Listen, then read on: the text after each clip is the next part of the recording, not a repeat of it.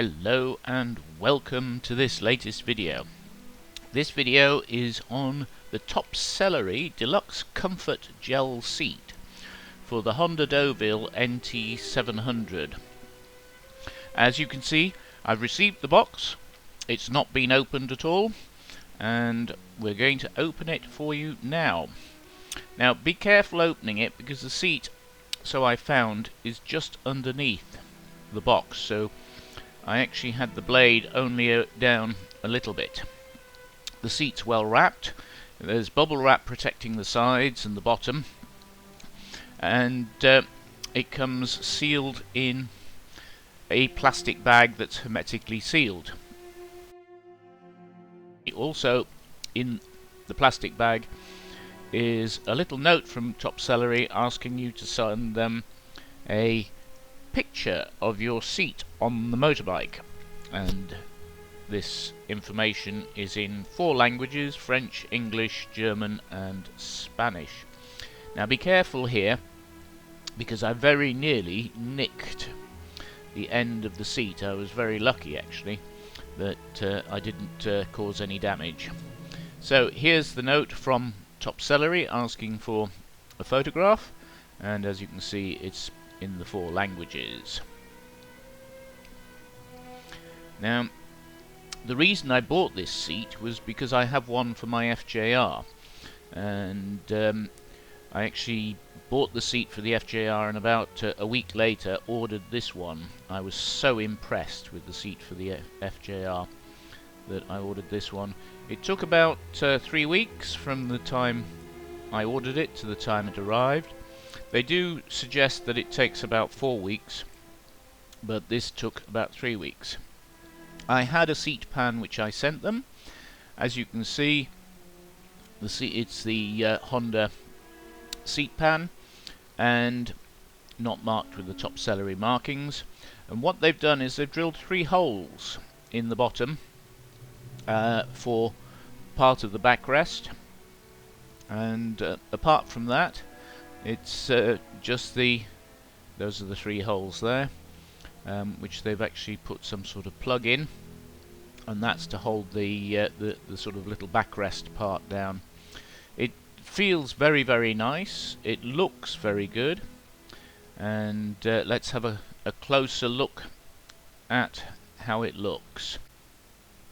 I like the way they've done the Deauville logo with the drop V in the middle. That's very nice, and the piping around the edges is a sort of silver white. And here's a closer look at the underneath and the little studs that they've put in the bottom. Everything else is standard. You can see the support blocks. They've actually added a label at the front, which is to talk about the seat itself. Right, let's have a look at them side by side. We'll just go and get the original seat off the bike. This is the original seat that came with the bike 10 years ago. The bike is now 10 years old.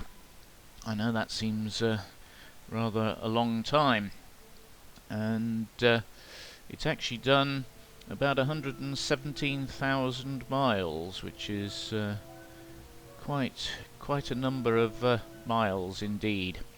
So we'll have a look at them side by side, if I put them the right way round.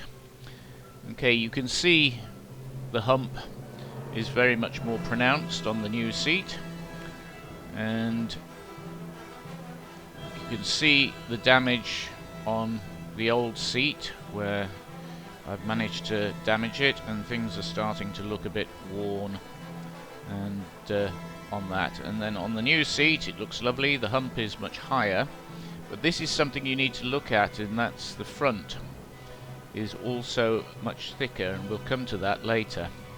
Looking underneath, you can see they're exactly the same. No difference except for where Top Sellerie have drilled the 3 holes and put the studs in to do the hump. That's the only difference between the 2 seats. This seat pan I actually bought. I didn't open it. I bought it off the Deauville UK forum, and I never opened it when it arrived. I just relabeled it and sent it directly on to Top Sellerie, so I never had a chance to clean it. Okay, let's put the seat on the bike, and there are some problems here because of the extra padding at the front. This is very difficult to fit first time. The bike is on its side stand, and what you need to do is put it into place and make sure that the bike is on the center stand and that you are supporting it. Here you can see I'm struggling. The heat shield, the rubber heat shield between the tank and the seat has come off, so I'll need to put that back on again. If you're really having a problem, you can leave this off while you're fitting the seat for the first few times until the seat sort of beds itself in to the shape and makes it easier to actually take on and off.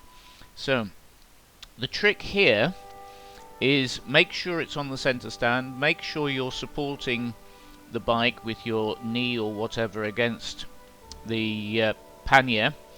Grab the back of the seat and pull it forward forcefully while pushing it down, and that will actually make it fit. The other thing that you might want to do, though it's not 100% necessary, is that there's a small hole on the bottom of the seat next to the ring that goes into the lock, and this is to accommodate the head of a bolt which is on the locking mechanism on the bike. So what you might want to do, the rear of that you'll need to take about 1/2 millimeter and make it about 1/2 millimeter more longer, so more oval, and if you use a Dremel or something like that, it will just make it a bit bigger, make the hole a bit bigger. So you want to do that towards the back of the seat, and that will make fitting it a little bit easier. But as you can see, I'm actually struggling here. I could feel the head of the bolt actually catching on the bottom of the seat instead of going into the hole, and it wasn't until I took the bike outside of the garage, put it on the center stand, and as I say, braced it with my knee, and then quite literally, you've got to do this fairly forcefully the first time, is hold the back of the seat and pull it forward very forcefully indeed. Thank you for watching. Part 2 will be coming probably in about a week once I've had chance to try it out.